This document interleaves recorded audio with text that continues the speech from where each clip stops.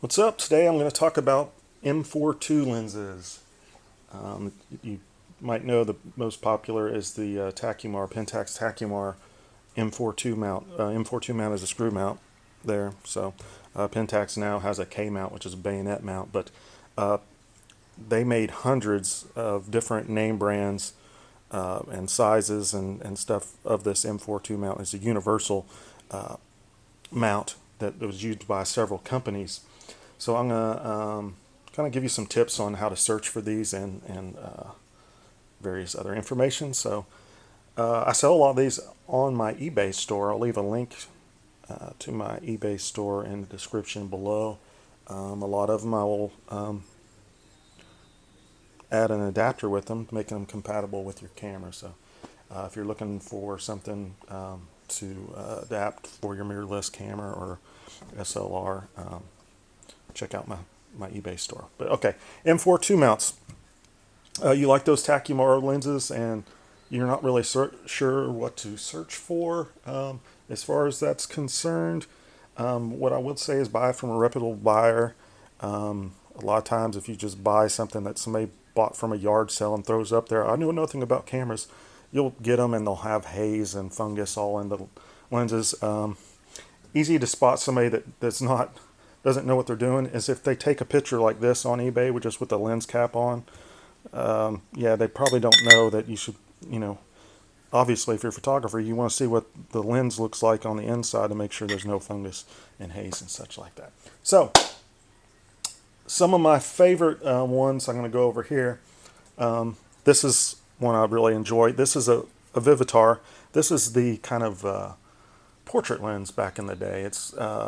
It was for film cameras, of course, the 135 millimeter f2.8. So this was kind of like their portrait lens back then, instead of the now popular is 85 millimeter. But this one, it would be a very popular choice back then. I love these lenses because this one, it's all solid metal, of course, and all of them have these, since they're manual focus only, they have these nice wide focus rings on them, and they're very smooth. It's funny how smooth these are compared to modern day. Some of the modern day lenses are just kind of chunky, but these are just ultra smooth.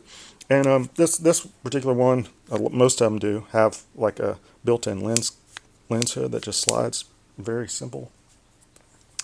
Yeah, so I like the caps on these as well. This one's a metal cap, kind of like the Tacumar, kind of same thing, just slides on and off very easy. I wish they'd come back to this. Actually, Pentax does have one. Like, yeah, I've got one for this. It's a modern day, and it just slides on like that. So, there's that one. That's a good one to find. If you, like I said, buy it from a reputable dealer. Make sure that they list that everything's working right. The aperture blades are working correctly. No fungus or haze or anything like that inside. Here's another Vivitar one that you might not think to look for, because typically when you're searching for 28 millimeter lenses, you'll do 28 millimeter f2.8 because f2.8 was the most popular one there.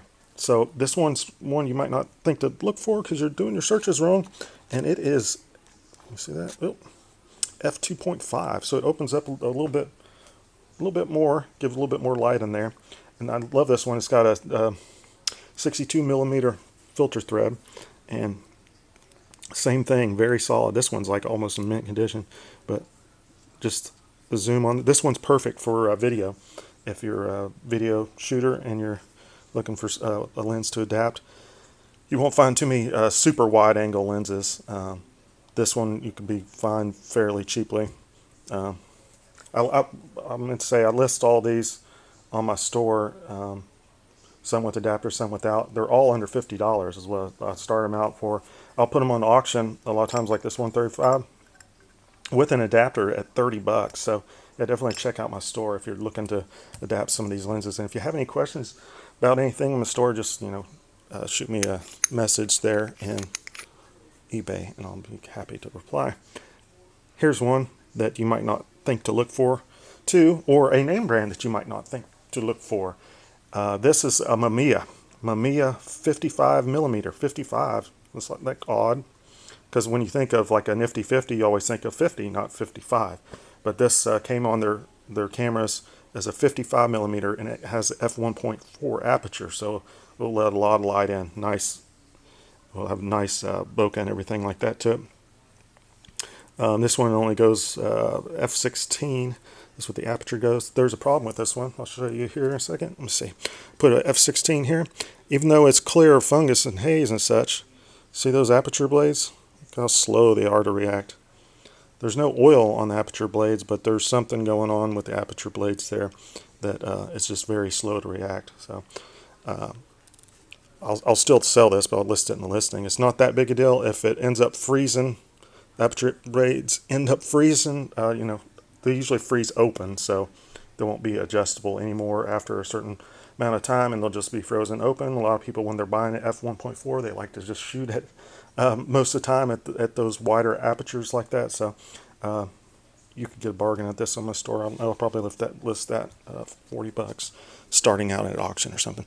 All right, so here's I was gonna say Mamiya. So Mamiya are popular for their medium format film cameras. So that might be where you've heard their name before. Another one besides Mamiya to think about that also has excellent optics is Yashica. And both of these companies, they have M4 screw mounts, but they also have bayonet mounts. So just make sure you're getting an M4 2 mount when you're getting those. So Yashica. Also the 50 millimeter, there is one that I recommend. And sometimes it will have some haze in it and some severe dust. So you really want to make sure, again, buy from a reputable dealer. But it's called Pentax. And that is a German lens. So you think of Germany, you think of Leica, and they're very famous Leica glass. So that's one to look for. And on that, I don't have one on me, but on the 50 millimeter on that one, it has a closer focusing distance than a lot of the other 50 millimeters around that time. And it's super sharp, and it's a very nice lens. I strongly recommend that one. If you find that, get it. At least to try it out. You could get that at a reasonable price. It's not going to be like hundreds of dollars like a Leica glass, but it is German glass, and it is a nice lens. So think about that one. Pentax was the name of that one. Here's one that if you're out there looking and you see one of these and you don't get it from a reputable dealer, it's going to be screwed up almost. I've bought and sold hundreds of these, and about probably around 30% of them that I get in, there's fungus or haze in them, and it's just a real problem with this. This one's a Vivitar, but these some of these I'll say Vivitar, but they're sold under all these different name brands. There's Taquina, Vivitar, Telestar, Albanar. So there's several, and a lot of times the body style will look exactly the same. So anyway, so this one you think would be really resistant to fungus and haze because it's a zoom lens. This is the 85 to 205 f3.8. There's f3.9 ones as well.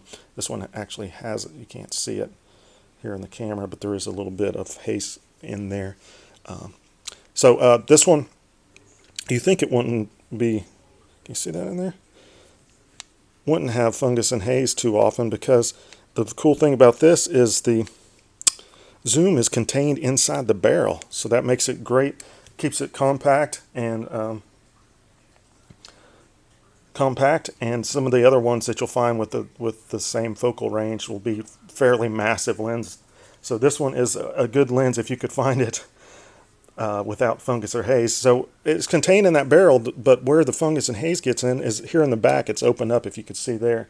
So moisture gets in there, and then somebody puts it back in their bag or in the closet, and it just gets fungus and haze on it. So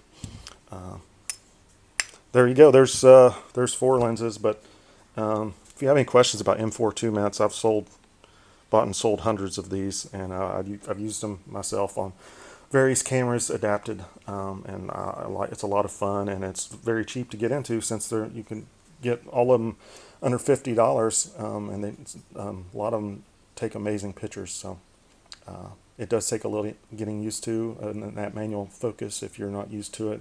But if you're new to photography, actually, if you use one of these lenses, it will help you out a lot to learn your settings, because you're having to set your aperture yourself, and you're going like full manual basically. So something to think about if you're